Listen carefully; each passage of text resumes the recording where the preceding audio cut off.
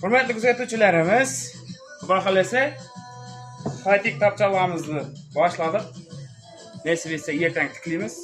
Bular zakaz bo'ladi. Mang'itga Jasur akamizning restoranlarına bo'ladi. Buni zid qilaverasizlar, xudo xolasa. Kimga eng zo'ri, eng sifatlisi kerak bo'lsa, o'zingizdan qabul qilaverasizlar. Ertaga bitgandan keyin yerdan qo'yib boramiz, xudo xolasa tiklanishini, ish jarayonlarini, bu oyoqlari gradusli bo'lib chiqadi bu. Oyoqning ko'rinishini ham yaxshilab bo'ladi. Xudo xolasa zo'ri bo'ladi bu.